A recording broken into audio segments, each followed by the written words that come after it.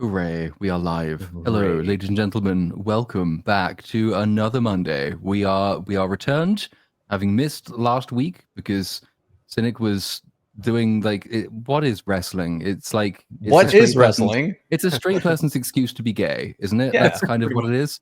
I'll take that. Man on man action. Is that what it's devolved to? That's kind of sad.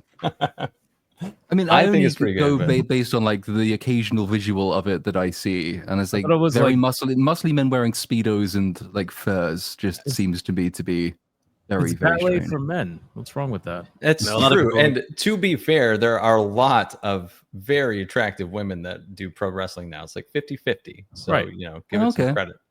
Give it some credit. They would always call it soap opera for like men because of all Absolutely. the drama and everything involved. They just tap into the male psyche. But That's that definitely an South acquired Park taste. wrestling episode, isn't it? So that's the whole It's point of wrestling. that is it's wrestling. This is real wrestling. This is real wrestling. Yeah. Oh, I didn't mean to leave this up. I didn't want to look at this until we needed to, but Well, it's here now. So should we it's here. start with it? might as well. This is the first topic, everyone. this thing. Yeah, it's pretty much like what we were saying offline. Like, how do you make one of the coolest creatures in the world look like shit? Like, how do you regress to this point? Like, I'm not saying it looks terrible, but we're comparing it to the Predator. One of the I greatest think creatures this ever. looks terrible. It doesn't look good. I was saying offline too. My biggest problem with it's not with the movie yet, because it's not out, and I thought Prey was okay, so hopefully this is good too.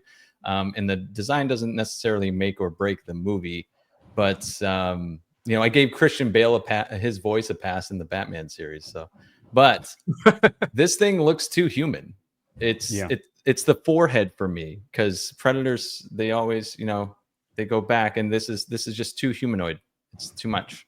They're It supposed looks to have a like design receding from someone who's hairline. Never watched Predator before. Is this the same guy who did Prey? Yeah. Yeah. So he's clearly taken mohawk elements because that's the hairstyle he's got. I thought it Well, was the Whoopi Goldberg look. The Predator and Predator's about Prey. to co-host The View. The Predator and Prey had a very unique look to him, and the fact that he was supposed to be like he was unblooded or whatever it was in the end, right? So he's like kind of rookie. So it kind of fit. He was also a feral predator. Mhm. All the predators are supposed to have sort of like a massive receding like forehead, right? Like a hairline. And their sensor braids are supposed to be on the sides, on either side. And that's a biological feature. So I don't know what they're trying to say with this design for this new Yachua Cold deck. But as you said, Cynic, he looks way too human. And it just heads into the uncanny valley. Is there any other Predators in this film that look like this? Do any of them look like the OG ones, or they all have this kind of new like design to it now? One's Prince Andrew. Are you talking about the one with the white braids? I didn't even know there were other Predators in this movie. I saw Is the it one. just- I saw the one with the white braids. He's got like a full set of Yeah. armor on, and She Oh, I mean, cuts it the looks arm off. for the most part like armor wise and everything. But I So bet the that's a one with woman. Well, no, it shouldn't be. In the law, the one with the white braids is supposed to be like an elder predator. They live to be about like just over 1,000 years. And so the ones that are about 900 years old tend to have that look. But in the trailer, the braids look very synthetic, very rubbery. There's just something off about the Yeah. entire design approach that they have with the Archer here. Even the fugitive Predator in the movie The Predator, before he got his head smashed by the big giant like steroid one, he still looked legit. He was on point. Like they got the concept down. And like I said, Jeremy from Prey, he still looked all right, even though he had a unique look to him. They all had something on point. But this Jeremy. guy, yeah, Jeremy. Yeah, I was gonna say a lot of people. One of my favorite streams that we did, Nia, was the Prey one. I just feel like we nailed it, and I came away after that like, fuck, I fucking hate that movie. I went into it like I kind of liked Prey. It was fun. We shredded it, and now Naru was like one of the most annoying characters like ever. And Prey doesn't really hold up on a rewatch, but the Predator action does. And I think that's what we kind of concluded, that we love the concept of the Predator so much that we'll watch it in any movie. I feel like this movie isn't really capturing the Predator the same way the other movies did. Even though the plots weren't great, they still had like the design down. So I'm not sure what we're gonna get with this. Maybe the story will be great, but the design is just shit. Who knows? Yeah, I and don't to the credit of the trailer, it's at least something different. There, you know, how many times have we seen the same kind of predator narrative over and over? Bunch of people attacked by a predator, knocked off one by one, yada yada. So making him the protagonist is an interesting turn of events, but you know, TBD on that. But as far as the design, Jesus Christ. Am I right in thinking that he teams up in this with like an android from Wayland Yeah. Yutani? Is Yeah. that the premise? Yeah, yeah, that's what I've gleaned. But you know, Well, Yeah, would a Shield- predator do that?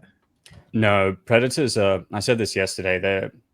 They're very honorable. They're very prideful when it comes to their hunts and survival. They like to resort to like extreme measures, but everything they do, they like to do themselves, and they take great pride in that. And so, for a Yatua to team up with an android or a synthetic, which they think is subhuman, doesn't really make sense. I guess the point with this story is that he's supposed to be an outcast, kicked out of his clan by his father, supposedly, and he's trying to prove his worth by surviving on an inhospitable planet. But even then, I don't think they would be teaming up with a synthetic or android. It doesn't really make much sense. Well, he's already established that he's changing the law. So how much do you want to bet that white-haired one is a woman? Oh my god. Probably. There'll be a priestess. Isn't it pretty typical of Hollywood though to turn like previous bad guys into like misunderstood? Yeah, Good that's guys. what's happening here for sure. kinda He's what's gonna be happening here, right? sympathetic deck, and his. What I'm hoping is that maybe his hair. There's, actual reasons within the story why he has a different style, and it means something. Do something with it. They can save this whole imagery with good writing, but I'm still not gonna say it looks good. I just hope they justify it within the script. But I'm not looking forward to seeing a sensitive, oppressed predator. Like that's not what I Don't want a sympathetic predator? What's wrong? like. Fuck all that. I don't need to hear about your feelings and your childhood. Like I'm He here just to see you wants to jack draw. people. Yeah. What did we say? Yeah, we said I will watch 90 minutes of the predator just punching bears in the mouth and like fighting. Oh, like, yeah. Yeah. the animals of the jungle, rather than like a shitty script. Sometimes, just let a predator do his thing. I think the idea of having a Yatua as being a protagonist or the main character that we follow is exciting. They don't necessarily need to be the good guy, though. Yeah. So it would have been interesting to follow Deck on a hunt in an inhospitable his name? planet. Yeah. Well, I mean, I found this. Deck. Dick the Predator. White Like, Deck. it's just, There was this Twitter Everyone post calls him with Dick. yeah, it makes itself like it's Dick the Predator. It's already why? It's not Dick, it's Deck. What's the chances this predator cries in this movie? Like You probably cried. 75%. Just But I shed saw one it little white small tear. tears. I was going to say, I saw a Twitter post with a couple of details that were revealed. So his name is Deck. He's a young male enrunt of his species, meaning he's smaller and weaker. He also looks kind of retarded. The planet he's hunting on is named Kalisk, meaning Death Planet. Initially, we thought it was Yatua Prime, but there's a lot of inconsistencies between the design of the planet we saw in the trailer and what is supposed to be their home planet. And finally, Deck is trying to prove himself to his father and clan for acceptance. So those are the main points that I got. So he's an angry teenager wanting the love of his daddy. Yeah, Pretty much. Yeah. Sounds great. Can't wait. I hope it's Austin Powers 3 and you all get together and he goes, Daddy, and you all start hugging and like crying. And That'd be amazing. Oh god. This does have an autistic forehead, so But the fact that we're like theorizing family drama rather than like action and lore and all the other things you should be getting in a Predator film, it's just, I don't know, it's hard to get excited for this other than the fact that it is a Predator. That's it. I got to take it off screen. It's bothering me. well, it'd be Please good do. if you had him like a Spartan society where he has to train against other predators, fight other predators in like a big arena. That would be a little bit better. Like a coming of age kind of thing, but with Spartans. Gladiator. They tend not to fight each other. Their coming of age is going on hunts and going to different planets to kill the most deadly predators of those planets, and that's how they sort of prove their worth. So there's no real need for them to fight each other unless there's like a blood feud between different clans, which does occur. But yeah. When you said that they don't team up with other people, right? But I don't. No, what's no, like no. they.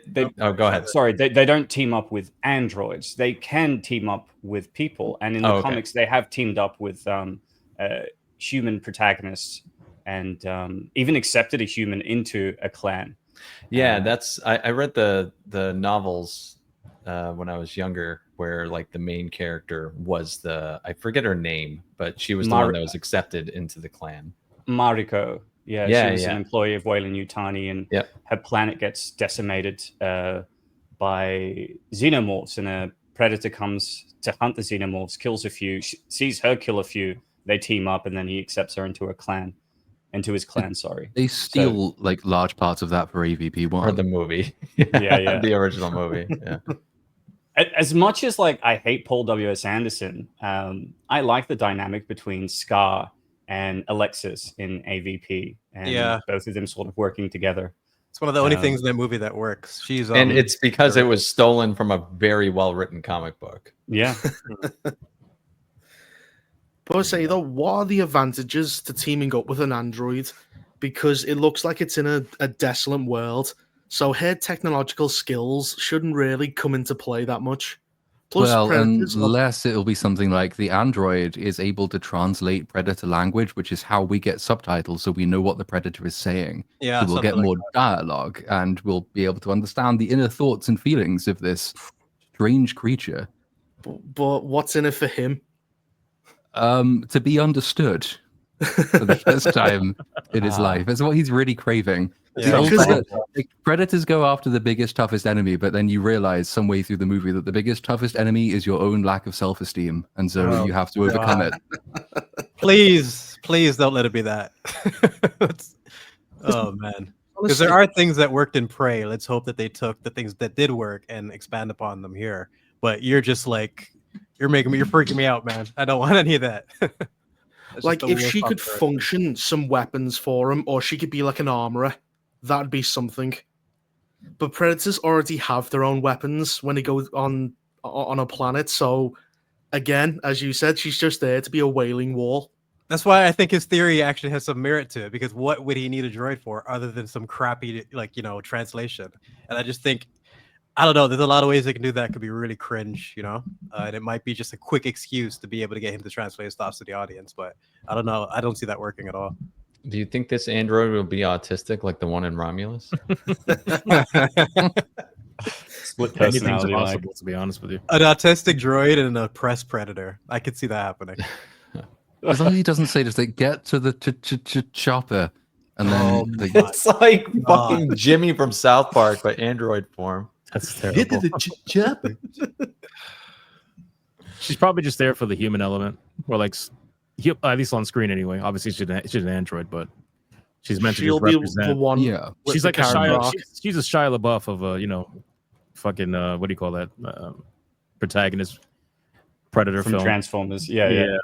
I think part of the issue that I had with this trailer is I know that she's an android, but it's just so feminine seeing her narrate the trailer. Like the thing that I loved about the first two films, in particular with Dutch, Arnie, and Danny Glover, is there's just so much masculinity, so much testosterone in those first two films, especially the first one. That's just completely absent in this movie. And I don't know. Like I'm not excited for it. And the trailer gave me cheap, generic sci-fi Chronicles of Riddick vibes. Do you know what I mean? Like, yeah, 100%. It's funny you say that. Palette, the style. I like Chronicles of Riddick, but that's not what I want in my Predator.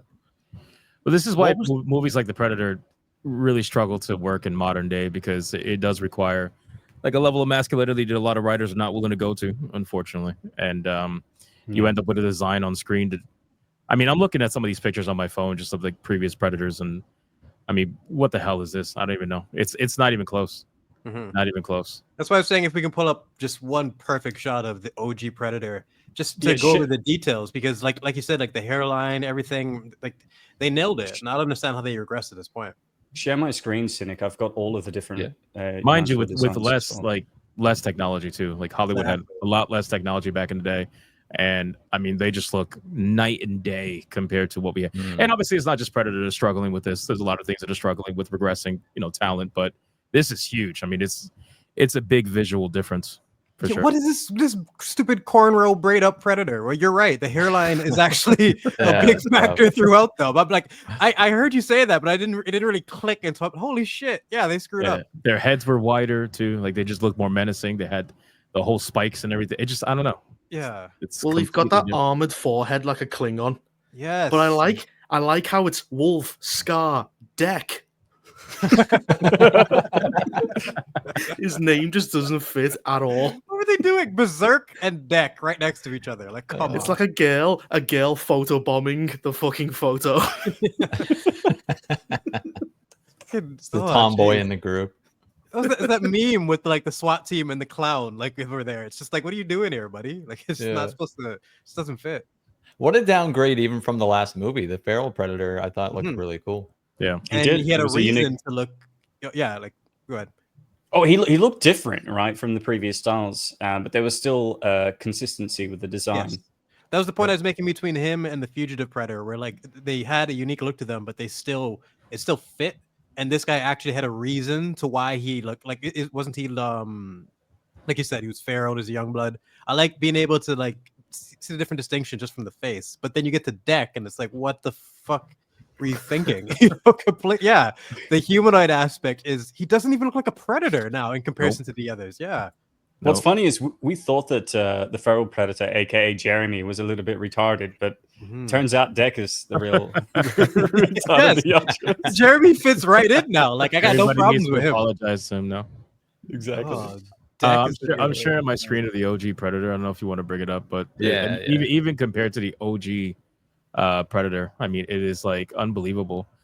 Just think about the lack of technology that these guys had back then, and they pulled this off. And then now you see something that's probably mostly CGI. I mean, let's be real. Looking nowhere near as authentic, number one, or as menacing, number two. And this is just the OG one. You could totally believe this creature exists. Everything about it just works. And be scared. It was tangible and really there too. I mean, it's huge. Yeah. So it's incredible. But we definitely are regressing in many aspects all across the board. So. Yep. Agree with that. But as you said, it's the mass feminization of everything. I just got what did I do? Take Nian out? My bad. Sorry. You're back. My bad. I think he went to click it off, but I had clicked it off, so you clicked him off. Sorry. Yeah, no worries. But yeah, it's unfortunate, man.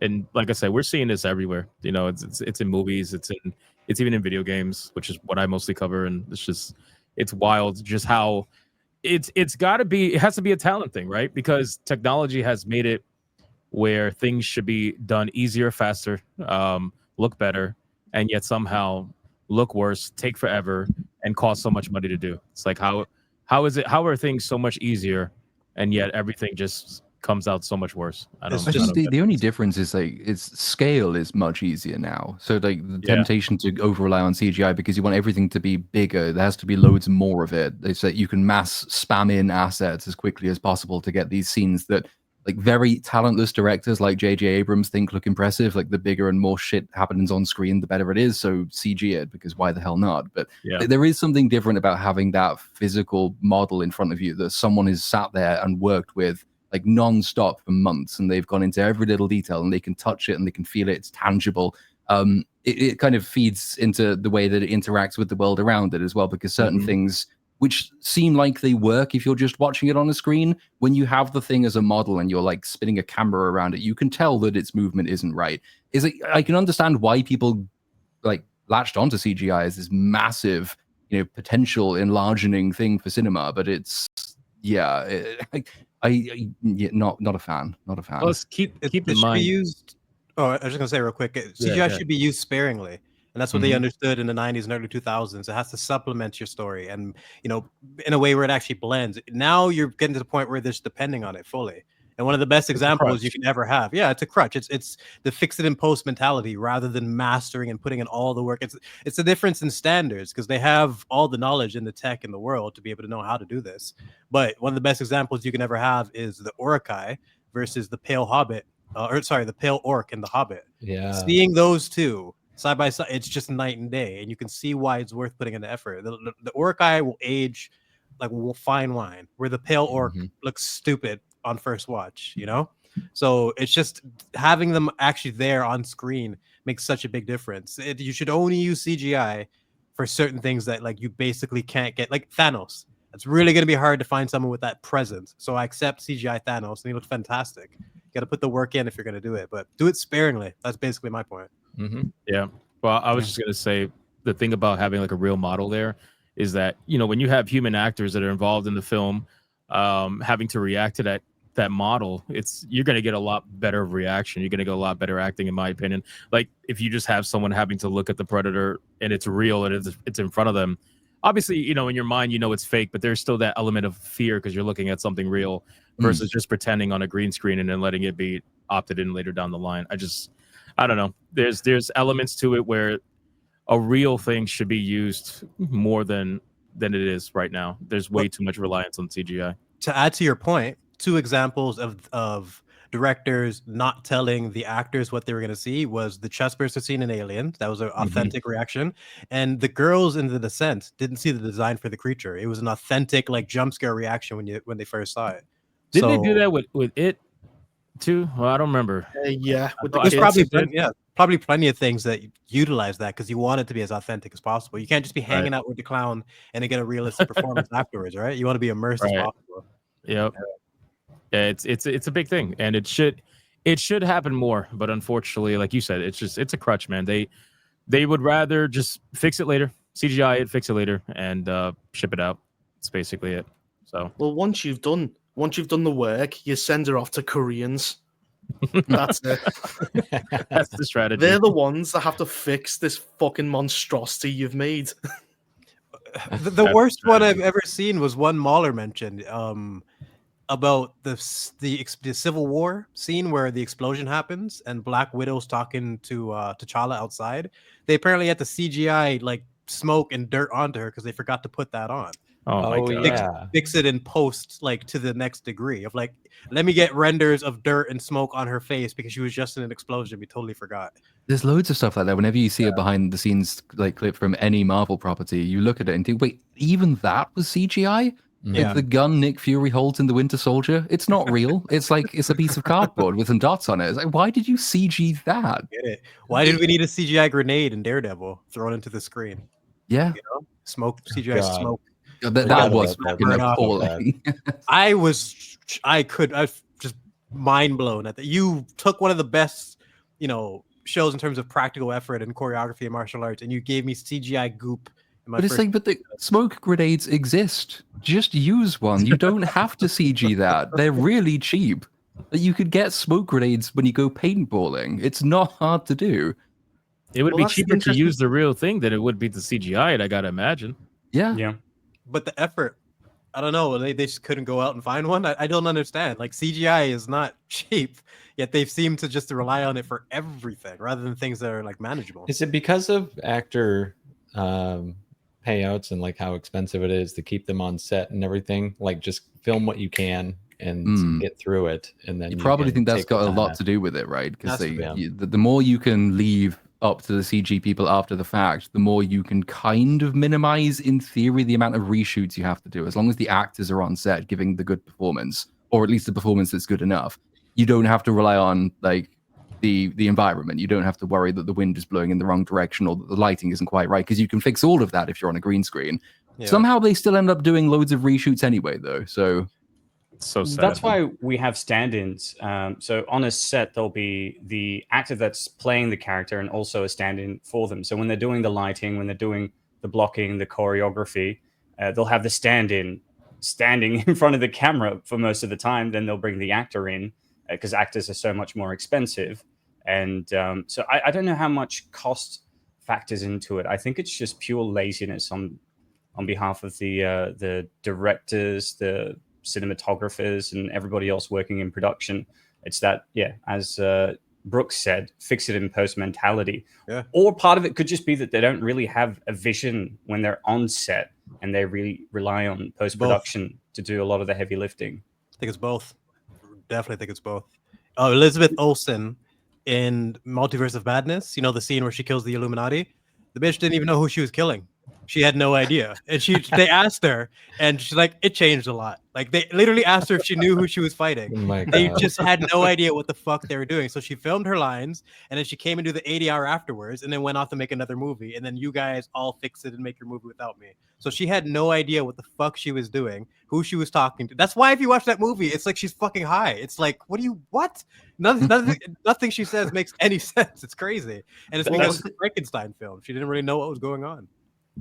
Well, I was going to say that's. Sorry, Reaper. Sorry, go ahead.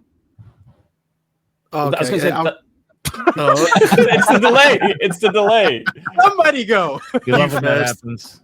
It's the same issue we had during the prequel trilogy with Star Wars. George Yes. Lucas wanted to shoot everything on the green and blue screen, and Hayden Christensen and Ewan McGregor had no idea what set they were on. They were so confused most of the time. The same thing happened with the Hobbit. I think Ian McKellen mentioned how depressed he was on set because when he was working with Peter Jackson, they used practical sets. Obviously, they augmented a lot of things with CGI, but the actors were around him. And for most of the scenes in The Hobbit, there was no other actor around him. There was no set, and he just felt miserable working. He was stuck in a green room, and I think his quote was that this is not acting. I believe his co-stars actually printed out little photos of each other and put them in the green room with him to cheer him up because like, everyone knew how much he was hating it. It's like, if you're going to that length, you're probably going wrong in the overall production process. There's nothing that can quite beat being on a real set with real people and good old-fashioned actors like that sort of thing. And it was so simple to achieve what they did in The Lord of the Rings because they simply put Elijah Wood further down the table and he had the table move with the camera to keep it all in focus. It can't be more expensive to just do a little bit of camera tricks than it is to hire Koreans. You think so, but like you're talking about a film where he actually put in the detail of having the four hobbits come and live with each other for like 6 months before filming even started. You want them to have like camaraderie, so they're like real brothers. So their chemistry was actually very organic. I think that's something that they wouldn't have the time to do nowadays. Like literally have you guys live together before filming so it can be as like natural as possible. They just don't have time for that shit anymore. So yeah, Peter Jackson really put in the work, and that's why it's so legendary. But it was so easy. Like they just had Merry on his knees next to Aragorn, and it was that simple. You didn't have to get two different sets. Sorry, go on. No, they also used like Indian midgets for the Force perspective and stuff like that, which is really creative, you know. Super creative. Like the T2 scene with the going into the Arnie head with the mirror and the dummy head and the twin sister, like shit like that is genius. legendary. Yeah, it's genius. Yeah. Like I would talk about that for an hour. Like I'd have a whole podcast just on that one sequence and what it means. But you don't really do that with CGI. Most of the time, it's like, oh, that was CGI. Nice. I didn't notice. And like, that's it. You move on. You don't really go over the nuance of like, nobody cares because nobody understands CGI, but everybody could understand practical. The idea of just making something very, very basic. Mm-hmm. You know? I think the difference is they now cast directors instead of having a director with a vision. And I think it went back to Marvel where you would have two directors for the film. One would do the story and one would do the action scenes. You come in, you film your slot, and then you leave. And I think that's the problem with modern directors is a lot of them just come in, do the scene, go. They'll have action sequences set up before they have a script for it. The whole Red Room scene in Black Widow was made before the script was even done. So they had to fit it into the story somehow. They don't know what the fuck they're doing. And I just don't understand how you can have a proper story with that type of approach. And speaking of stories, so jumping from visual issues to story issues, this was our next topic. On the list. No. Oh, Christ. Yeah. All right. I thoroughly enjoyed the reaction to this, by the way. Yeah, it's been fun to watch. Yeah, I've not fallen out of the loop with a lot of the reaction to it, but like, because I'd never played the game, so this was my first time sort of experiencing the thing that everybody hated about the games. I was quite impressed that I say impressed in a very loose sense, that they decided to commit to doing exactly the same thing. I've not kept up with the reaction though. Has the general audience who, like me, didn't play the game had the same reaction as the game audience did when they played it? Do people generally hate what they did in that last episode? Because I fucking did, but... Yeah, I would say so. Yeah, I would too.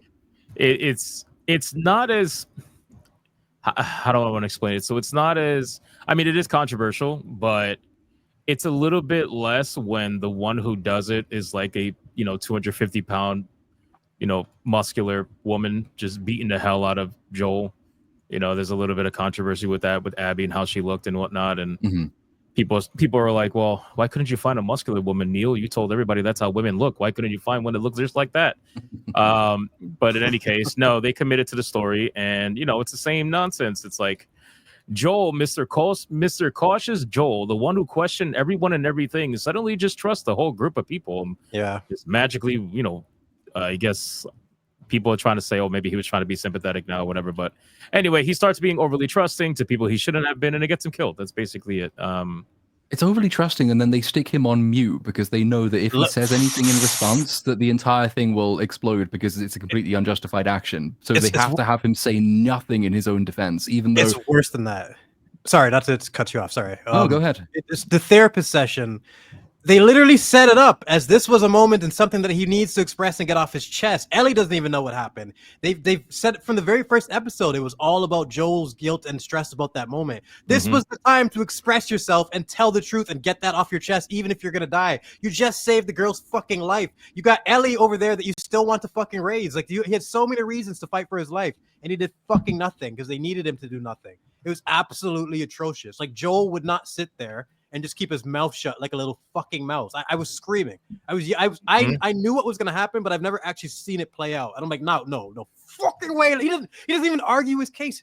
Abby doesn't even know why Joel did what he did. That was my response all the way through. When she was throwing out those charges and the accusations at him, I like the number of times I said, yeah, tell her what they were trying to do. Exactly. You're killing my daughter. What was your precious daddy gonna do to her if he hadn't stepped in? And they did the fucking secret invasion thing where they retconned the scene in a way. Well, not Secret Invasion was worse, where they had the Nick Fury thing where he got snapped away, and in Secret Invasion they changed the music and made it all emotional, like he was crying that he got snapped. They completely retconned it. This was a version of that was a little bit not as gross, but they basically didn't show that the doctor picked up the knife. They made it seem like Joe just killed him in cold blood. Yep. They fucked it completely. They changed it. Yep. She said she was unarmed. You killed an unarmed doctor. And he went, no, he wasn't. He kind of stabbed Joel. He literally said, I won't let you take her, and picked up a knife. After the mindset Joel was in at that point, you're standing between a man and his daughter. Everybody gets why he did what he did. Yep. And they ignore all that. And they also managed to make Abby more sympathetic than she was in the game because the actress actually put on a good performance. And that's what made it more like, it's more frustrating for me because there's people who defend it will go based on that. They will ignore the entire thing with Joel. It's a complete failure in my opinion. I fucking hate it. I don't know that she is necessarily more sympathetic because didn't they change the setup for how they got to that scene? So as far as I understand it in the game, Abby isn't responsible for like waking up a horde that then goes and attacks the town and kills lots and lots of innocent people. Whereas now she is. On top of killing Joel, she's also responsible for the death of half a town. Shit, yeah, she's a mass murderer. I was referring more to her performance, if anything. Yeah, you're right, because they actually say the all the clickers are using dead clickers as hibernation. They're using them to keep warm, and no clicker, because they try to make it out like the vines are what make the fucking clickers attack the town, but it's not. They are all asleep until she falls down that hill and wakes them up. So you're right, yeah, she's killed God knows how many people. She's a mass murderer. They'll never address that. They will never address that, but they'll also ignore it completely. It's so fucked up. How have they made her worse? She was already a roided up psychopathic tranny, and now she's a fucking mass murderer. And how are you gonna get me to believe that this whole crew is intimidated and following this little hobbit? At least when you had fucking Hulk Abby smash Abby, or Hulk smash Abby, it made a little bit more sense, like she had the intimidation factor. But you have this little Harfoot that's supposed to be intimidating, and it's just like I don't get it. Like, who's looking forward to the battle between Ellie and Skinny Abby? Killed the show. There's just nothing here for me now. But that's also, going to be the Special Olympics for sure. But you've made Ellie a better fighter. She's taken down men, and we see her boxing in episode 3. So Ellie's the fighter, not Abby. So how is she going to win the fight? Dude, Oh, this story is a mess, and they made it even more of a mess with the show, because like you guys said before, Joel spent an entire season, if we're talking just about the show, acting one way, and then completely threw it out the window because he had to throw it out the window. That's the only way any of this was ever going to go down the way it went down. Same thing with the video games. Joel acted an entire way for one entire video game, and then magically just completely changes at the right moment to result in what we see happen on screen. So, Druckmann decided, or Cuckman, however you want to call him, decided to throw the entire story out the water because he wanted to, tell a story about Abby being the misunderstood bad girl. I don't even know if they even call her a villain at this point. She's just the ending. I actually wonder how they're going to end the actual TV series, because since they took some liberties with the show, I wonder how it's going to change. But I think ultimately it's going to end the same. These two are going to have one big, retard fight, and they're going to be like, we should have never fought. We wasted all this energy on vengeance. I'm sorry, and then walk away from each other. And so that's lame. basically it. So dumb. I just hope that fat Geralt comes in and punches that kid. That's my one hope he's in it. But I know Neil Cuckman is so petty, he'll probably have the pair of them beat him up to death. I'm very curious if they're going to keep the sex scene in this season between Abby getting railed. Exactly. I wonder if they're going to keep that. It'll be less gross because it won't look like two dudes. Yeah. It'll actually look like. You're You right. mean it won't look All like I remember is muscle and back shots for the Abby one. It was so gross. But- It won't be puts it Neil in Druckmann and muscular Anita Sarkeesian, basically. Remember those memes that were going around at the time? Yeah. But they're talking about dead kids. He's going, do you want me to murder children? And they both just go, yeah, let's fuck. Oh my god, it was awful. But what I was saying before is I thoroughly enjoy the reaction, because I get to relive the I don't know if I want to call it like trauma of the whole situation. I get to relive it, but without being affected this time. I get to watch everybody else get affected. It's great. I've been there. I've seen it. I've seen things you people wouldn't believe. And now you have. Now you can.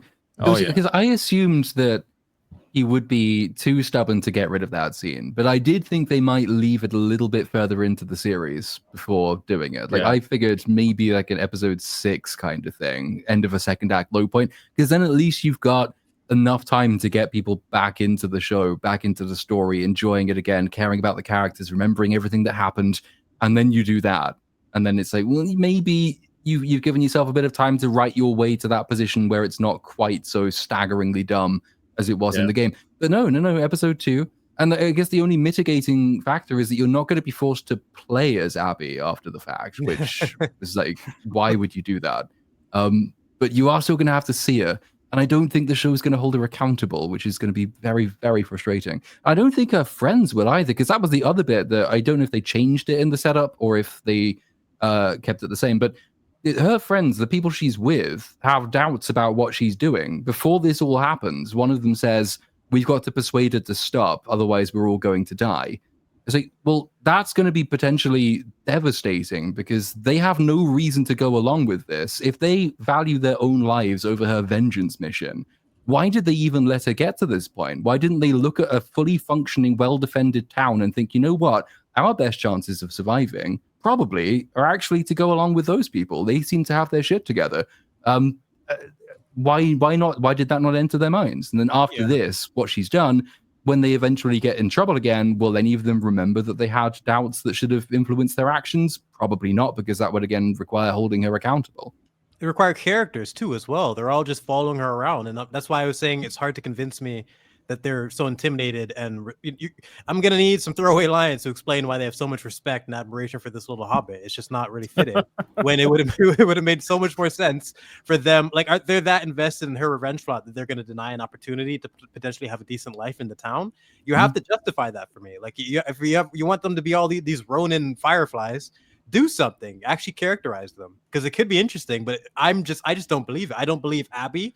I don't believe any of the crew. I don't believe they'd be following her. I don't believe they'd make that decision. It's just stupid, unless they genuinely were invested in Joel's death to that degree. And they just didn't sell that from it. But there's also something else that's really stupid, because in episode 1, they established that Jackson has a refugee policy, so they could just walk in the gate easily and deal with them. Yes. So that's already retarded. But luckily, Joel just happened to be walking by Abby immediately. They She did goes for set a up. random stroll. Sorry, go on. No, they did set up that he was the first one on patrol, so it's not like complete coincidence. But I still felt that was a little bit convenient. He's the one. I'm like, man, you could have did this in a different way. But it's not terrible. But yeah, it's a bit convenient for sure. It's always convenient with that game and that story. And don't you feel like budget wise, that's probably going to be the big battle scene for the season? It's hard.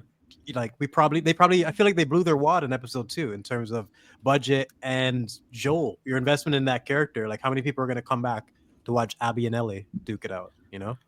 Well, that's I the would big be curious thing. to see that. Sorry, go on. No, I was gonna say I would be curious to see like the drop off. I mean, every show always experiences major drop off after like 2 episodes, but this one in particular, I'd be very curious to see. But this is the thing that I really stands out to me is it's all about the setup. Like when Ned Stark got killed in Game of Thrones, they did all all the pieces were there to justify what happened, understand why it happened, and be invested in the aftermath. This is the opposite, where all the pieces are fucked. Joel wouldn't have done that. He should have defended himself. And you haven't left me in a position to where I'm invested in Ellie revenging Joel, because that should have never happened in the first place. Versus Ned, it was almost inevitable because of his character. We believe that Ned was honorable enough to be this stubborn. I don't believe Joel is this fucking stupid. It just doesn't work, you know? Yeah, They want you to believe that though. but they fucked it up. Ned is the most honorable motherfucker in the galaxy. That's all season 1 was about. So he would be the one to actually be stubborn enough to get himself killed for honor. And it makes it so technically doesn't. Well, technically, he gets himself in trouble because of his honor, but he does try to save his family. It's just that Joffrey is such a little bastard, which you believe, because Joffrey's a little shit. That's why it works, because he basically had his daughters to protect. He knows if I keep my mouth shut and just disgrace myself, I can take the black, go to the wall, my daughters will be safe, everything's good. But he never anticipated Joffrey being a little fucking cunt and just screwing everything up for the whole kingdom. But that's what I mean. Because of the elements, we were so invested in the revenge. I wanted to stomp on Joffrey's fucking head like you would beat him with a pan. I wanted to kill him. You know, I wanted to revenge Ned myself. But you compare that to this, it's just trash. To your point, Brooks, the difference between the death of Ned Stark and Joel is we didn't want both of them to die, but we accepted Ned Stark because every single character, including Ned, including Joffrey, behaved exactly as they would in that situation. There was a sense of character consistency. And so as much as we hated what happened to Ned, we understood why it came into fruition. Whereas with Joel, it just doesn't feel justified. It doesn't feel right. We had Littlefinger literally come up to Ned and be like, you fuck. Like, just betray them now while we still have the chance, you honorable idiot. What are you doing? And Ned still said no. But it was in character for him to do that. We didn't have that with Joel. We didn't have those scenes. The only scene we had was the therapist scene, which gave more reason for him to express his feelings in this situation now, and he did nothing. It's a complete disaster. Did anyone watch episode 3 of The Last of Us? Not yet, and I'm debating whether I'll even bother or whether I'll just wait till it's all done and binge it at some point to see what happens. I might have to just because it'll come up on stream inevitably, but I'm not looking forward to the prospect. It's incredibly boring because all we're left with is Ellie, Dina, who comes out of nowhere, and Abby. But Abby's not really in this one. Explain why either Dina or Ellie are left alive, which always puzzled me. No. Why are they? What was going on with that? Why wouldn't they have been killed? She literally says, I'm going to kill you all. And they're like, she'll be fine. Just leave her. Just, you know what I mean? It's so stupid. You know, She doesn't mean it. They look at her, they're like, yeah, no, we're fine. She's not going to do anything. Well, that's the problem. Neil Cookman always said that this is about hate and the cycle of revenge. They go, no, it's not. It's about leaving witnesses and mercy. If you let people live, they get revenge. Kill everyone. That's the problem. They just went on a revenge mission. It should be fresh in their mind of how much revenge can push you to do crazy things. And you're going to literally give this little girl the greatest motivation for revenge ever and then just leave her. It's so fucking stupid. Like, I'm with you, Platoon. Like, I can't. Abby and Dina on a horse talking shit for the next like 6 episodes, I'm good. Gonna have to see what happens at the end. There's also a terrible scene where they try to justify Dina coming along with Ellie because Ellie just brings nothing but guns with her. And Dina goes, "What about medicine? What about maps?" And Ellie's like, when she fucking walked for a year with Joel, she would know all this shit. But they needed Ellie to be stupid to justify Dina coming along with her. And then the pair of them are in a tent and they're going, "What about that kiss we had?" I'm like, I don't give a fuck. I don't give a fuck, man. We're talking about a stupid kiss when. She's also pregnant because they come across a bunch of dead bodies and Dina throws up. They make you want to think that it's because of the dead bodies, but they're gonna keep. She has that fucking what's that Asian guy's name? She has his kid Glenn, anyway. Glenn, like Timu Glenn. But so we've still got Dina's gonna go, "I'm pregnant," and then she's just gonna sit there. And as Ellie goes out for revenge, and she comes back to Dina, who then fucking washes her. Those awful scenes in the game. That's what we're in for. Who's looking forward to that? That's why I mean, like, you had. I don't think they're gonna have the budget for 2 of those battles, and I did like the battle scene, and then it all fell apart. So I can't see. I feel like so many people, just would fall off after that. You're not gonna get any more clicker action, like most likely. And my investment was in Joel and Ellie's relationship going through this world together. You remove Joel from that, and it's like, why am I watching this? Well, that's how people felt when they played the game. You know, because the entire first game, it's about Joel and Ellie. You know, I mean, the final decision is based off of whether or not how you feel about Ellie as a player towards the end, and whether you feel like it's worth it to sacrifice her for the supposed greater good or keep her alive because you can't let her go. That's the entire point. And then the second game, it just throws it out the water. I mean, that's the ambiguous nature of the story is completely shat on in this, and they just like, no, this is what happened. Joel's a bad man. Let's change the scene in case you didn't rewatch it, and just have him shut his fucking mouth like a bitch. It sucks. Anyone defending it, think of the facts, not just like, you know, I don't know. You have to think about character and what this man would and wouldn't do, what the information he had, the options that were there, and he chose nothing. You know, he just got kidnapped by the writers. I hate that. Is it? I can't remember the game. Does Tommy go for revenge before Ellie does, or is that later? Wait, say that one more time. When Tommy in the game, does Tommy go for revenge before Ellie, or does Ellie go first? I can't remember because I think the show has retconned it. I think it's before. Yeah, he doesn't go, so I think he's gonna go after Ellie. Probably, so Tommy's like in the show, probably, but in the game, it was before Ellie, I believe. Yeah, so Tommy doesn't go. So it's going to be Tommy has to try and rescue Ellie. So Tommy isn't even going to get revenge for his brother. Tommy's revenge mission I'd be more interested in, personally. Yeah, when he killed what's-his-face, he sniped him. Every person playing it was going, yes! It is a satisfying story arc for him. But that's the thing, though, is Tommy's not getting revenge, and all he ever does is say, well, what about Maria, his wife, who completely emasculates him every opportunity she has? Well, my thing is, too, is do they really think that, what's her name, Bella Ramsey, whatever, do they think she can seriously carry this show? That's what I mean. I can't believe 3 onward. Like, are we serious in that notion? Do they really think that? They seem to. I mean, I think she's doing a fine job. Like, she looks odd, obviously, but like she's not talentless.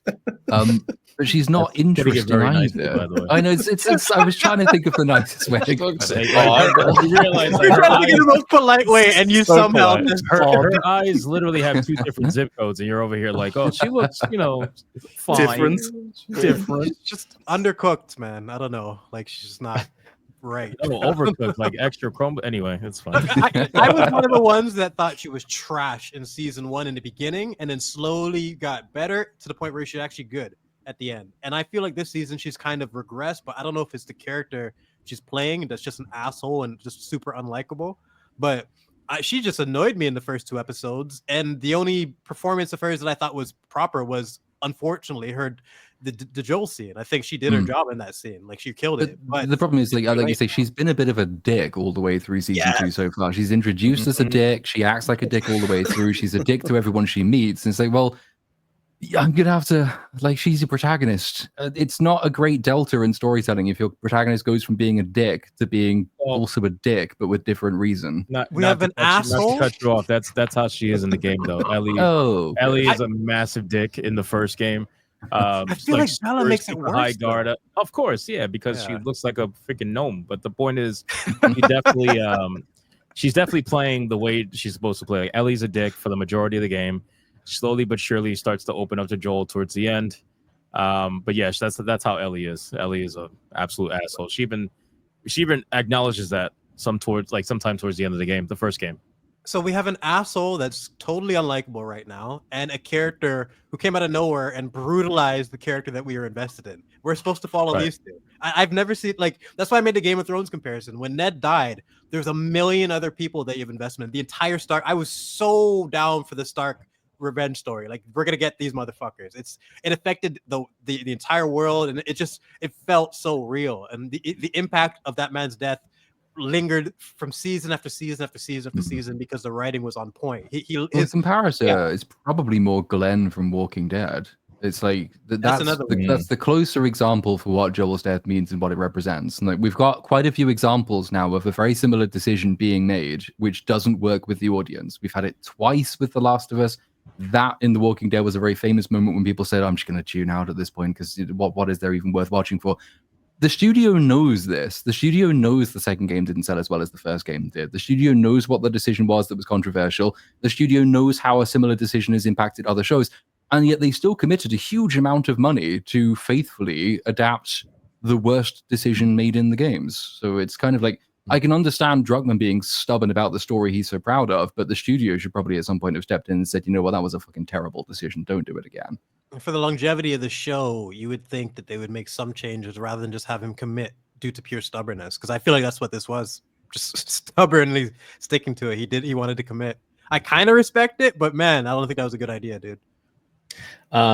Before we move on to, I know Hypnotic has to get out of here. He has a stream to get to as well. So I do, unfortunately. Yeah, it is unfortunate that he has an overlapping stream because it's really nice having you on, man. But we really appreciate you spending any time you can on here. Yeah, I'm down. I'm down to do it again. I just, unfortunately, I can only get about an hour, but I'm totally down for sure. This was a lot of fun. I appreciate you guys inviting me, having me on. I know it's been a long time coming. I'm sorry, Movie Cynic, for always being busy, but I'm glad we made it happen. Good. Yeah, same. And Hypnotic's link is in the description as well. It'll be there on the re-up as well. But don't leave yet. We still have more of our show to do. Yes, watch them. I'm just going to be spoiling a game for everybody, so don't worry about it. Watch them. All right, man. Thank you guys so much, and I'll catch you in the next one. Good to see you. Yeah, all right, bye. Nice to meet you. Nice meeting you. Yeah, we do have one more topic to get to. Just to repeat to everyone, it is a shorter episode today because Little Platoon has a video actually coming out for once. Yeah, it's totally my fault. It's it was gonna be. It was the original plan was, I'll stick it on like an hour before our stream. It'll be fine. Then I'll just forget to tell people that that's what I've done. So it's I set up the whole show. Yes. So it's now after the show. Yeah, it's after the show, but it does shorten BSUP a little bit, but that is okay. We still have the last topic on the to-do list here, which was Andor, which in the title, I titled the title. It did bomb because Andor has been a giant bomb. Whether people like it or not is outside of that scope, but it's not. Have the viewing figures come out then? I've not seen them. Yeah, it's not even hitting like Nielsen ratings. I don't believe. Ooh. It's not doing well at all. And interestingly, too, any coverage of it seems to have people just drop off the face of the earth. So I won't be surprised if people just leave the stream at this point. I think it's the Daredevil. effect. I don't even think Daredevil's bad ratings and bad viewing numbers was just it's just people have given up on Disney Plus. Like they know these motherfuckers can't write. So even though Andor season 1 was great, even though Daredevil season 1 and 2 were great, they've just tapped out. Like there's only so many times you can have them sit through shit. So Yeah. I'm not surprised. Yeah. Have people been watching the show? Yes. Is it any good? I haven't caught up yet. Is it any good? I'm gonna say it's too soon to say. Is it any good? Like, it's obviously a step above in terms of quality other Star Wars stuff that's come out recently, but that is like saying that you've taken a wheelchair over the bar that's lying on the floor. So it's hard not to be a step above Mando and Ahsoka and the Acolyte and all that shit. I really, really, really liked season 1, and I think it improves almost the more times you watch it. Maybe that will be true of this one as well. It was a slow opening act, considering Very that they're slow. supposed to be condensing 5 seasons of material now into this final second season. It's not paced that way. There's a bunch of decisions that are made, which I think suggest lots of the characters are operating on like 10 to 15 fewer IQ points than they had in season 1, which isn't great, but it might improve. I'm going to most of it is kind of a wait and see approach. I think the next batch of episodes will confirm whether it's going to regain the heights that season 1 reached. At the moment, I don't think it is there, but it's not terrible. What is this? I haven't watched it. I watched season 1, haven't started season 2 yet. I've been wildly busy. But what is this grape thing that I see floating around? What is this? The most baffling thing on the internet over the last 2 weeks basically has been that entire conversation. I don't understand where it's come from. I have a sneaky suspicion it's a bunch of people who lacked the patience to watch season 1, but have made shitting on Disney kind of their identity. And so because they don't want to have to go and try and find something worth criticizing, they seized on a shitty headline and said, well, this isn't Star Wars. Star Wars is meant to be for kids, didn't you know? I thought we were all supposed to mock that line of thinking, but it has come back just from the other side. Interesting. I can understand saying I don't want rape in Star Wars because it doesn't fit the tone. But there is a scene where she explicitly says, "Oh, he tried to rape me," just after the rape scene. So it is kind of on the nose.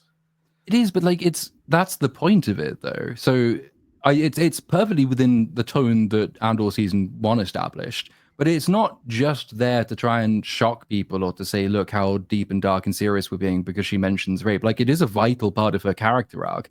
She's tortured at the end of season 1. She's traumatized by that at the beginning of season 2. She has nightmare flashbacks to it. And then when this Imperial officer who is, because it's also a story of revolution, this is how people abuse their power. The Empire technically forbids this kind of thing. He leaves his soldiers behind to do it, which is his undoing. That he comes to inflict a new kind of torture on her, and this is kind of the beginning of her recapturing who she is as a person, is being able to stand up, fight back. She makes an appeal to the law by saying, he tried to rape me, and the Imperial officer's indifference is telling you a lot about how the Empire actually regards the law as it's applied to people without power. But her actually killing the guy is going to be, I'm pretty sure, obviously we'll see in the next few episodes, but I think that will be quite vital in setting her up to be a much more active protagonist going forward. Mm-hmm. But nobody's going to mention all that, Platoon. They're just going to mention what happened, the grape scene, everything that all the context you just added. People don't have time for that. They're just going to skip to the part that's juicy, and you know it, because that's such a good. I agree completely. It's a realistic depiction of the things that would go down in this universe, and I think they could have done it in a more graceful way. And that's part of the reason why people are reacting this way. But acting like these things would not happen, and this doesn't happen in Star Wars. What are you talking about? It's the universe. It's full of people, and you know what I mean. You're gonna have good people and bad people. I'd rather be expressed in a realistic way. This idea that it doesn't belong in Star Wars. I'm not. It's a galaxy far, far away. If you can put it in a creative way that works, go ahead. But don't poo-poo it just because it's a horrible subject. Let's see what they do with it. Like Platoon was saying, it could be a really good payoff for her character. Well, that's true, but the obsession with realism could be to a detriment to the show, because in World War II, there's no real good people. I know there's bad people and then there's worse people, But at the end of the day, it is like just mass murder on a general scale. So you can't really have the good guy versus bad guy mentality, which was the foundation of Star Wars. If everyone in war is going to do evil things, then it's kind of, well, the show kind of loses its identity. I understand it's more mature, but I think for more from the actual world building of Star Wars, once you introduce rape, you negotiate how much rape you can put into it. Because that was a mild attempted rape scene, no tits, no cock or anything. It wasn't Game of Thrones. But now that you've put rape into it, how far exactly do you take it? Because there's blood in that scene as well. And with each change you make to the product, you can eventually get to Game of Thrones level, where you have one stormtrooper crushing a guy's skull, or just two people fucking in the background. Like, it's fine, because it was, again, it's a mild attempted rape scene. But as I'm saying before, once you've introduced it, it's now a negotiation. The next show could be more mature. The next show could even be more mature. And eventually you look back and Star Wars has completely lost its identity. I mean, that could happen, but there is a distinction, I think, between the TV shows and the films. I might regard like a similar thing happening in the film, in a film which takes a similar tone to the show. I would probably judge differently, if only because the film is setting out to tell a different kind of story, or should set out to tell a different kind of story. Like Andor and the rest of the Disney Plus shows are side stories. They're the closest you're going to get to reestablishing the old expanded universe, where stuff like this actually did happen, because those stories were many and varied. They varied in tone, varied in subject matter, severity, all the rest of it. There was some dark shit that happened in the old expanded universe, but that's fine when you're fleshing out something within a framework established by like a more conventional hero's journey type story, which is the job of a film, is to try and take you on an arc which is heroic, which is uplifting, which is fundamentally more cheerful. And you can make an argument then as to whether a scene like this would be appropriate in a film like that. I think the answer would probably be no, because the film is targeting a broader general audience. A show, it's a different matter. And like, I'm all for shows taking a much more serious and adult look at Star Wars, not because I think it's like a new thing for Star Wars necessarily, but because I think Star Wars has been reduced to the kind of childish slop entertainment that actually this is bringing you closer back toward the old tone of Star Wars than any other Disney Plus show ever has. Yeah. If you go through like the original trilogy and particularly the prequels, there is some incredibly dark shit in those, especially in Revenge of the Sith. Because people said, when I pointed out, I've been kind of trolling on Twitter to kind of figure out exactly what people complain about, and they don't really seem to know. But like, you point out Anakin murdered children, and they say, well, that was only implied. I say, well, it's not only implied, because like that's not what implied means. The children did die. You see their bodies on screen. A kid gets gunned down on screen in Revenge of the Sith in two scenes later than that. It's like, Revenge of the Sith is not playing with kid gloves. He chokes his pregnant wife because she doesn't like that he murdered all those children. That's kind of dark. He gets decapitated and burned alive. Pretty fucking dark. People get their hands chopped off. They get tortured with light. Like all this dark stuff that comes up. Jabba tries to fucking rape Leia, basically, in Jedi. Like, this isn't new. It's just, all we're getting now is a reversion to a more serious kind of Star Wars than we've had ever since the prequels came out. People are, I think, a bit shocked to see Star Wars being the grittier thing that they don't necessarily remember, because so many of them were kids when they watched it and they may not have understood what was happening in those scenes. That's such a good point, because they've been desensitized by all the stupid Mandalorian, Boba Fett, Ahsoka, acolyte bullshit. And now that we have something like this that actually is getting back to the real world shit, they call it not Star Wars, when this is actually, closer to the real Star Wars than anything they've made in recent years. But it's so fucking ridiculous. It all depends on how you do it. Like in Game of Thrones, the Sansa rape scene, that show got in a lot of trouble with it, because you're literally watching Theon's face for like 30 seconds reacting to what happened. It was much more visceral of a scene. Where this, it's her just basically describing, from what I've heard, it's just her saying he tried to rape me. They're implying it rather than showing the actual action, and it could have a great result for her character. But they ignore all of that, the entire build up and setup for it, and all the ways they could take it, and just isolate that one part. And that discussion is so unproductive to me, because I feel like what we just said just covers it in like 2 minutes. It's a realistic depiction of the things that would happen in that universe. Why can't we get back to that instead of fucking Boba Fett, making his stupid stick in the desert with the Tusken Raiders and shit, Well, Anakin's mother's a sex slave to the Tusken Raiders. Exactly. Yes. He And killed them all, slaughtered even the children. He does Christ, not how many take that kids well. does Anakin have to kill for them to accept that Star Wars could be a little bit edgy and fun? I think it's I think it's more just they wish it was just implied. I Yeah. think it's more that, more taste. My only thing was, I hope because how talentless Lucasfilm is, we don't get the Zack Snyderification where they think, making a starship run on fuel of dead people, that's edgy. No, it's not. It's fucking childish. That's my only thing. It's fine in this, and I'm fine with all the spin-offs. It's just, okay, it's in it now. What if the next person tries to be more mature than Tony Gilroy? That's the only thing I'm kind of worried about. You try to up Because, him. everyone tries to be more edgy than the last person. I will take Hopefully. that over stupid Boba Fett dancing with the Tusken Raiders, okay? Yeah. Let me just put that out there again. Yeah, exactly. Don't forget, we all have to remind ourselves that that's something that happened on this planet, like the fucking Boba Fett. So if we're going to take it a little bit more edgy, a little bit more adult, fuck it. Like, although the one thing I will say, this one is clearly an immigrant allegory. Like, she doesn't have any, he goes to rape her because he goes, you don't have any documents, the white guy and the brown woman. And the allegory's really on the nose. There is a little bit of that sort of creeping in. So I said this on George Jones' stream yesterday. It's like you can use real world things as inspiration for your art. Well, that's great. In fact, it's almost unavoidable. You're going to do that. But I do think like to understand, and season 1 was good at avoiding this for the most part. But like as a creator, you probably should understand like the politically febrile times we live in. And if you are going to, use those kinds of concepts, that is an example where using a different word would have sufficed. The idea which has come about from certain people recently that the rape scene would have been fine if you found a space word for rape, which is like the most retarded thing I've heard on the internet in at least a month.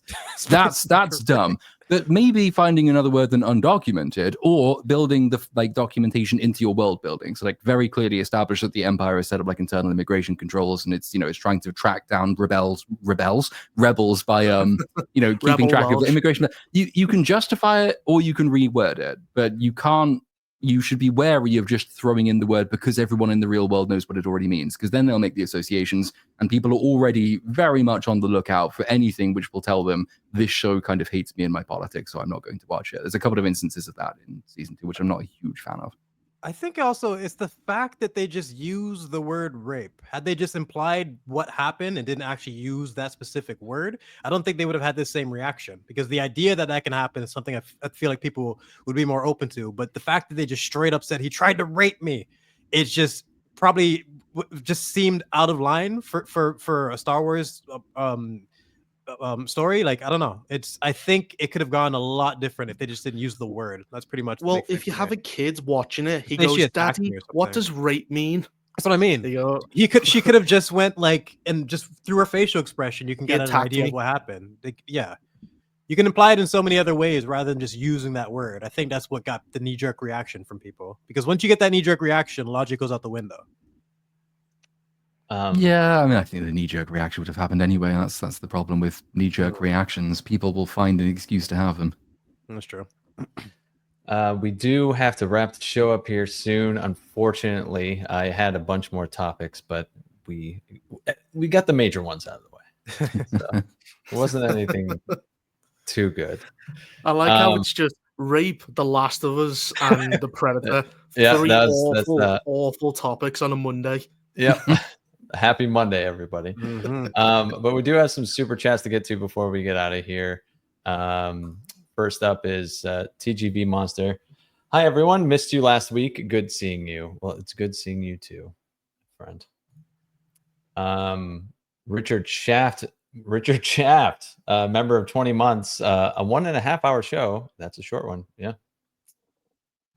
It'll be back the usual time spans next week, unless I randomly decide to schedule another video at a stupid time, which I won't do next week.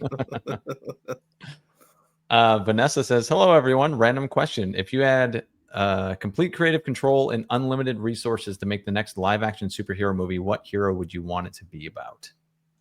It's a good one. I'd pick, I don't know, I'd just probably pick my favorite superhero, so I'd go with Batman. Maybe Spawn, does he count? I was about to say Spawn. Yeah, absolutely. Spawn and Gargoyles are the two things that I'm kind of waiting for a live, remake for Spawn and a live action Gargoyles. Like that was X-Men and Gargoyles. I fucking adored as a kid, and they've just milked X-Men to death, without touching Gargoyles, which I find it strange. So if they can actually nail that, make it rated R and like on point, I would adore that. Yeah. I'd go left field and go with One Punch Man. Does anyone? That's too left field. That's pretty good. Yeah. And I'd replace him with a black woman.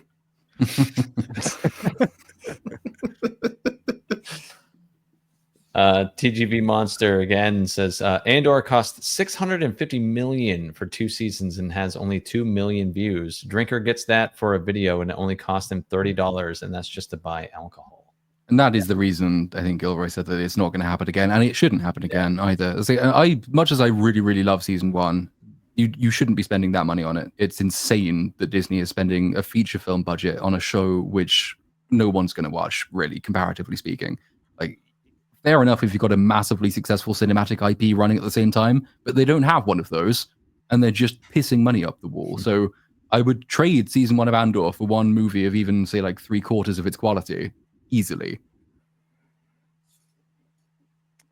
Plutes finished Gollum, says M8566. It is on my list of things to do. Hopefully this week. I just need to get this premiere done. Minecraft video, which is done pretty much. That'll be uploaded soon. And then I will have Gollum time maybe before fucking, I was going to say Skeleton Crew. Thunderbolts, that's the one. Oh, yeah, Thunderbolts. I got to watch that this Thursday. This week, isn't it? Yeah, Thursday. Yeah. It's coming out this early? Yep. I gotta finish up my Last of Us video, get on that. Go for Broke says, can I hear Platoon's best Jack Black impression?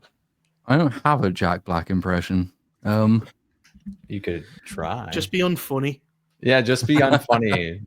Painfully unfunny and just still live like you're in the 2000s. Oh, but that's what I do all the time anyway. Just act like your best days are behind you. Yeah. I'd have to listen. I honestly can't do it. I'd have to listen to him again. He's not sticking in my mind. Couldn't do it. Sorry. He doesn't really have a distinct voice. Yeah. David Smart, I hope you hate Sinners because it's a trash film. I haven't seen it yet. I keep hearing it's great and it's shit. Like I have no idea what's going on. And forth. I feel like it's just the usual thing. The movie, I don't know. The audiences seem to really love it because it only fell like 6%, which is unfucking precedented.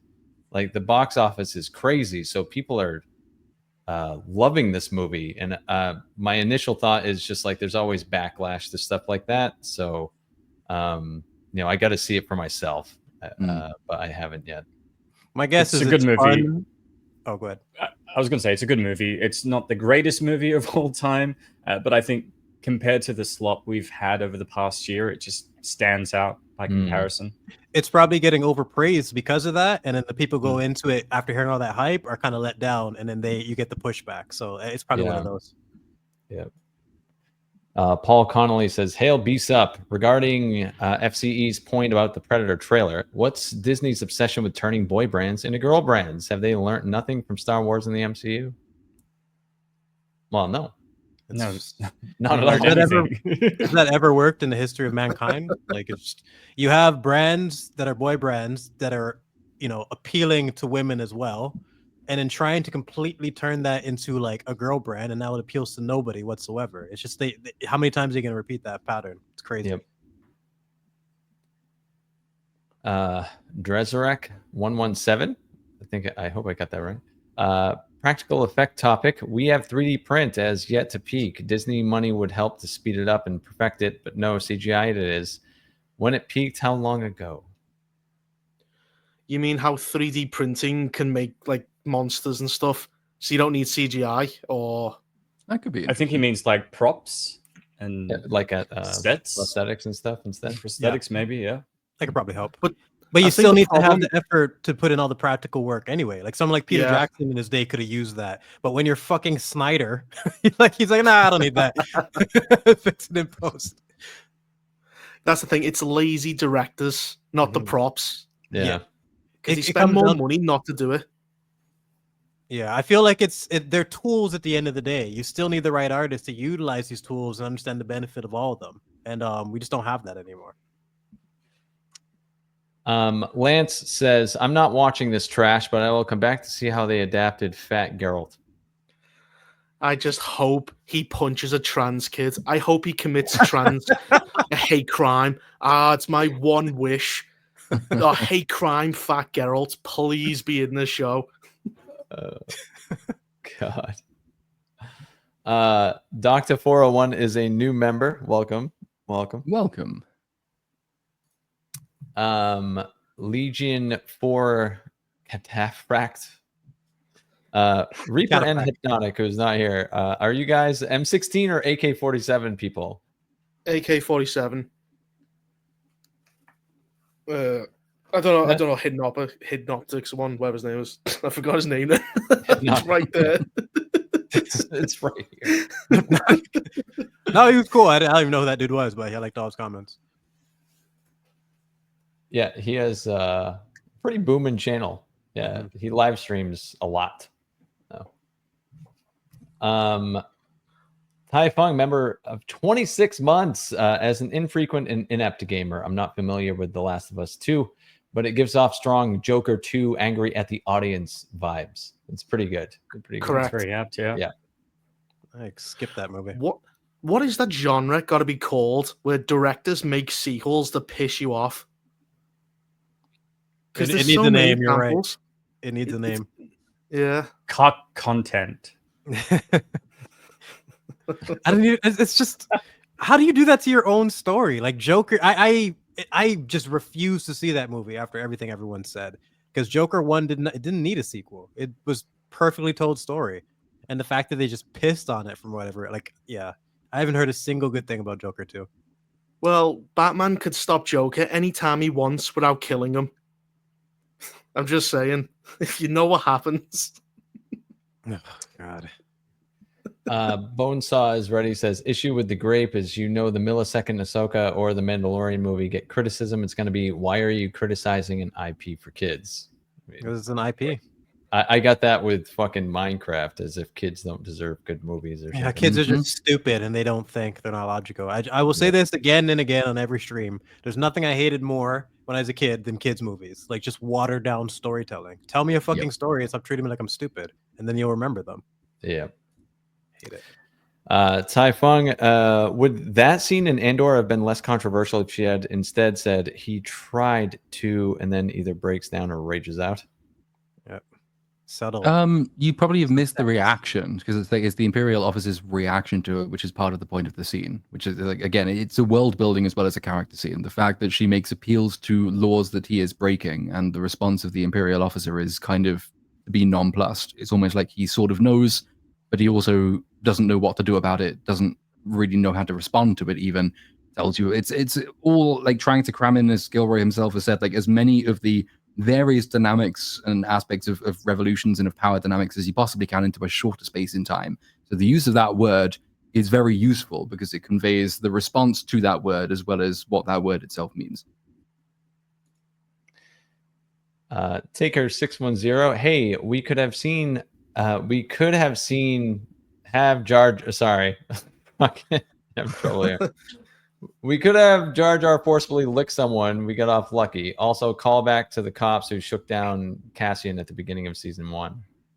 I actually think that scene is so underrated because so many times you see guys come and forget that a gun is a ranged weapon and they walk right up and get disarmed. It's such an annoying trope. But that was one of the few times you have someone cleverly trick them into coming closer, like, hey, it's in my pocket, and then disarm them. You didn't have them be stupid just to get the scene. So I actually really like that scene. Hemorrhoid Hurts says, my wife Susan hates me super in. She don't control me. Well. I like that she's fighting you with a credit card right now. Well, we appreciate the supers all the same. Mega Spidey Man, to all, in Revenge of the Sith, what do you think was the point of no return for Anakin? What were your favorite lightsaber duels from the prequel trilogy? What's Mace Windu? Yeah, it's cutting off Mace Windu's hand, because that's the moment when it's yeah, you can't go back. Kind of committed. It's a what have I done moment, which is literally what he says terribly, he says but that, right? he says it. Oh, God, what have I done? No! Oh, all the fucking bad lines that man had in that. It's So many bad lines. Good by Palpatine. but it's easily it's the Darth Maul fight or the Anakin and Obi-Wan. Those are the two choices. Yeah, really. Duel of the Fates. I just- right? Yeah. I just love that scene where he goes, Anakin, I'm weak. He's shooting fucking lightning at his fingers. Anakin, I'm too weak. And then literally the second he cuts his hands off, he goes, power. It's Oh, such a that's dick. so He's such a dick. Because I remember just believing him, like, Anakin, help me. I'm weak. Fucking just lying bitch. He had all this stuff. Oh god. And he does that little grin before he does it as well. Yeah. He has so much juice It's left so in the tank. cringe, dude. Lying bitch. But he looks like he ejaculates when he throws him out the window. He just goes, like he's just he came. throws that, like, cum all over his pants, and then he just hops up and like smooths out his hair. Like, I Yeah, remember. uses it as gel to smooth it. Something about marries that thing. Yeah. Oh, you've ruined that scene forever for me now. Palpatine come Good. down. Yeah. That does it for all the super chats. We will thank the guest that is remaining yet for coming on. Much thanks, man. Always a pleasure having you on here. So really appreciate Thanks it. for having me on. Yeah, it was a bit of an early start for me. Had to get up at like 5. Damn. I'm a bit of a late sleeper, but happy to be here. Oh, we appreciate it. Normally we go around panel, but I know Platoon's going to get the fuck out of here. So Yeah, this should redirect automatically to that premiere, I think, Perfect. once the stream has ended. So just stick around and YouTube will handle the rest. Yes. But links to everyone's stuff is in the description. I know Reaper isn't up to anything anyway, so I don't even need to I did ask the him. Last of Us video. Oh, you I did? something. Yeah, I you did did one something. episode. Yeah, I'm gonna check that one out. All right. Well, I've got, I'll go watch yeah, it. none of time, All but plans. That's all I do is plan. Plotting. Yeah, I might make one. Do it. It's good views. Comparing it, Ned, and maybe throwing Glenn. Platoon just brought that into my head. But Yeah. doing a Ned versus Joel comparison, I think there's so much there to be able to dissect. Yep. Well, that'll do it for this week. Sorry for the short episode, but back to the regular amount of time, I'm sure, next week. And yeah, Platoon, I'll let you take us out of here. Yes, thank you all. See you again in a few seconds' time. Yeah. Bye-bye. Bye. So, See ya. Fuck you. peace.